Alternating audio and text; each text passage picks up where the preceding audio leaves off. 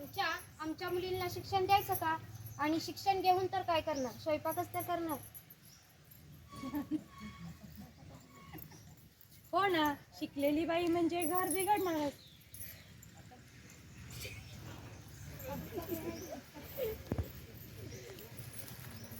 शाळा शिकून कुणाचं चांगलं झालंय, संसाराचं मात्र झालंय. पूर्वी पुरुषांकडं वर मान करून बघायची हिंमत नव्हती, पण आता शिक्षण घ्या, शिक्षण घ्या, शिक्षण घेऊन संसाराचं वाटोळं होतंय. हे पूर्वीपासून देवादिकापासून चालत आलेली गोष्ट आहे.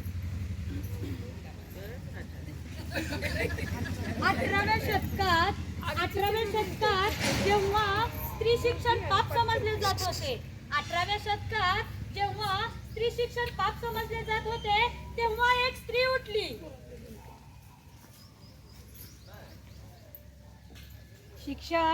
शिक्षण हे पाप नाही. शिक्षण हे पाप नाही, तो हक्क आहे.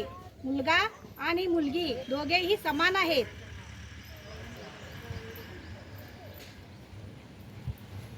तू एक गावातील बाई आहेस, तुला शिक्षणाचा अधिकार कुणी दिला? तुला फक्त चूल आणि मूल.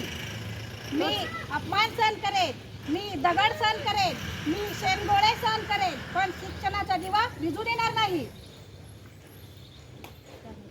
ज्या समाजात स्त्रीला शिक्षण नाही, तो समाज कधीच पुढे जात नाही. पिऊ नको सावित्री, मी तुझ्या पाठीशी आहे. आजही सावित्रीचा संघर्ष संपलेला नाही. आजही सावित्रीचा संघर्ष संपलेला नाही. बालविवाह, शिक्षणातील गळती, भेदभाव अजूनही आहे. सावित्रीताई, माझ्या मुलीला शाळेत घ्याल का? नक्की. शिक्षणामुळे ती स्वावलंबी बनेल.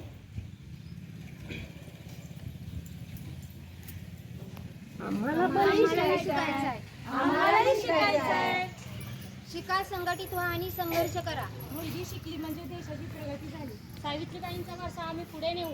शिक्षण हे एक शस्त्र आहे. शिक्षण हे एक शस्त्र आहे. ते हातातून कधी खाली पडू देऊ नका. शेवटचा समूह. सावित्रीबाई फुले अमर रहे. सावित्रीबाई फुले अमर रहे. सावित्रीबाई फुले अमर रहे.